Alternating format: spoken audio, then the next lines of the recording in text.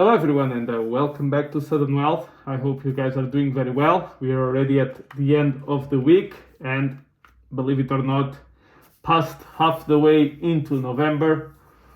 Time really is flying. I apologize a bit for my absence in the past few days, but the kid kind of got the flu from the other kids and then they come home, it's flu season and the parents also get it. So that's exactly what happened to me.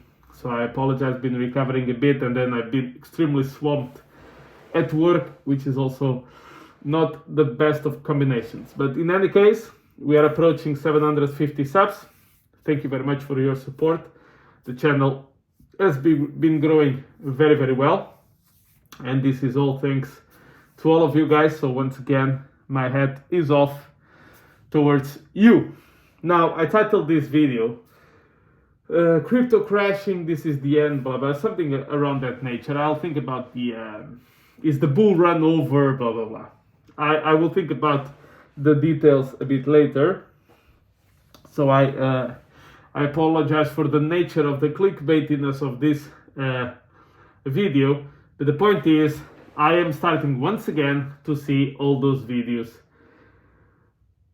popping up, and it's amazing. So we go 5% up one day, it's the best feeling in the world, 50k, 40k, here it's gonna be. Then we pull back and everybody loses their mind once again. Now, if you've been following this channel, you know very well that 42 and 45k are key numbers that we need to take in Bitcoin. 42k, the average person becomes profitable. 45k, we are on pace with the previous cycles, despite the higher interest rate environment. Now, 38k was also an important resistance area in the past, so it's natural that after a massive run up with pretty much no stopping, it is normal that we actually pull back and we have some difficulties breaking certain levels. It's very natural. You see, once again, we are back to the crashes, end of the world, recession. Because to me, this was my favorite.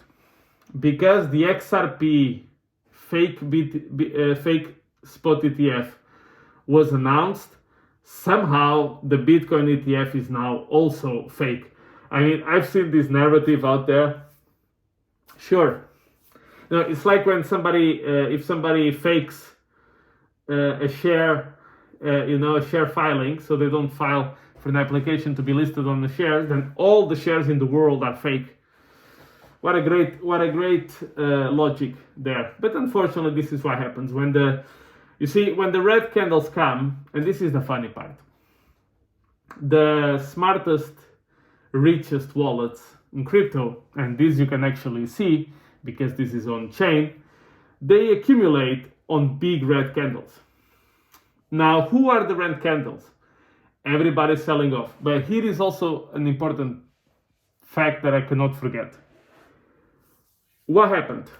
We are in the phase, I've mentioned this before, where we have big run-ups very quickly, short in time, and we still have some decent time of going nowhere. Okay?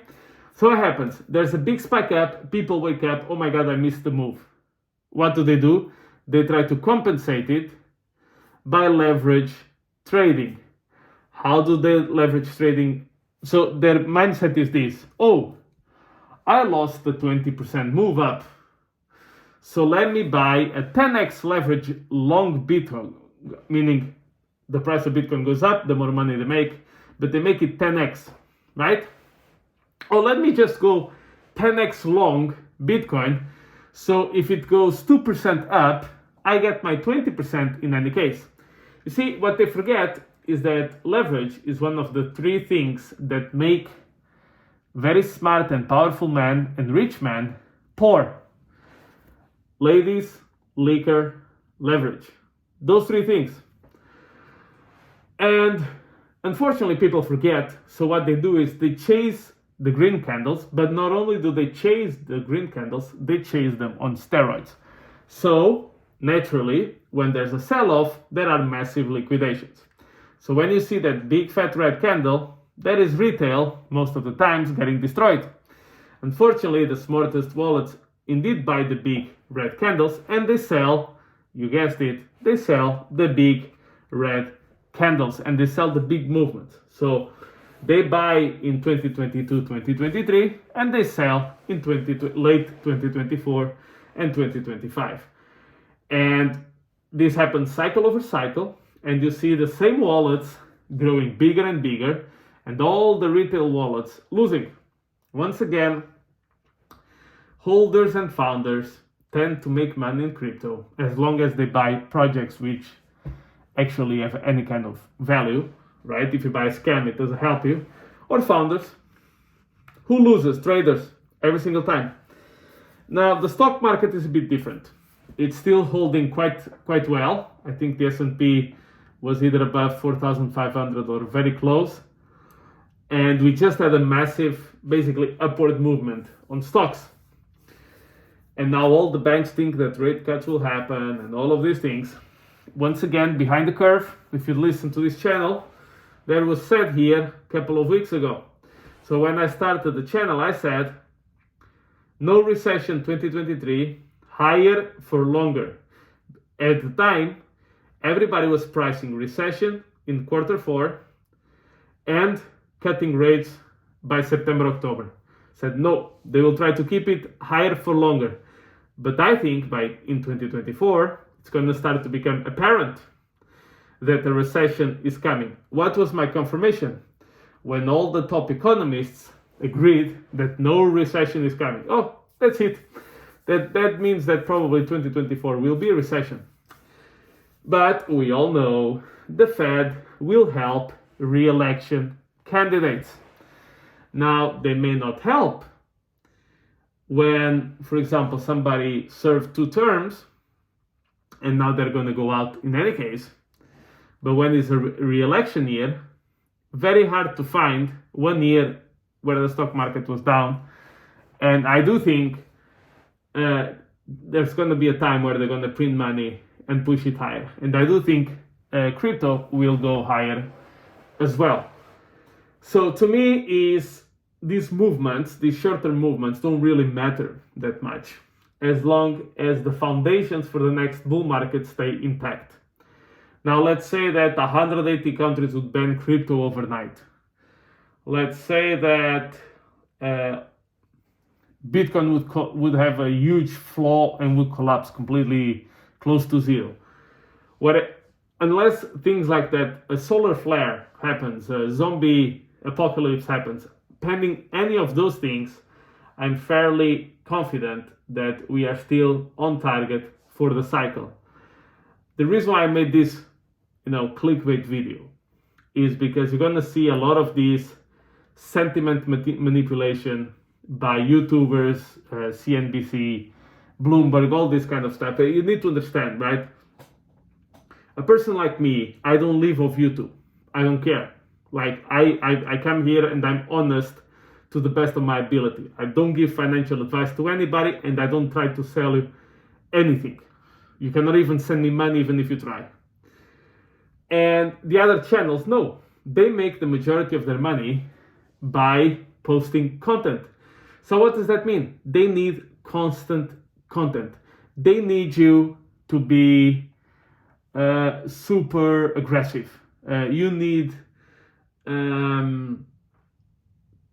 new content constantly, like all the time. Everything needs to be the extreme. Either it's extremely positive or extremely negative. And they push for negative more because we, as human species, hate fear and uncertainty. So that's what sells the most. Those are the things we pay the most attention to exactly because of that. So no, the world is not ending. As I've said, as long as we hold the 32.8 target, we should be fine. Even if we spike a little bit below it, it's not a big deal. However, be careful. And that this may be a lesson, because I've mentioned this before. The amount of leverage longs that were liquidated was absurd. And the reason why people go for leverage 10x leverage and things like that, is because they didn't position when they should, and they tried to compensate that by chasing the green candle and hoping that it goes continuously higher. And here is the problem with leverage trading. Something, let's say you're leveraged 20-fold. Something can go down 5%, liquidate you, and go straight back up, and you get left behind. Remember when the fake news came from the Cointelegraph, where Bitcoin went to like 29,000, and then the news were fake and went to like 26,000 or 25,500 or so? Exactly. And by the way, what happened in the way up? It liquidated all the shorts. On the way down, liquidated all the longs. It's so funny how this happens. And basically, if you'd have done nothing, or just accumulated your position back when Bitcoin was 15 or 18 or 10K, you wouldn't care less about it. But people, unfortunately, don't do that. But guys, you know, I cannot give you financial advice. So if you guys want to go and leverage trade all the news every single day, who am I to tell you no? Nobody. In my opinion, makes no sense, but that is just my opinion. So thank you very much, guys, and I'll catch you in the next one.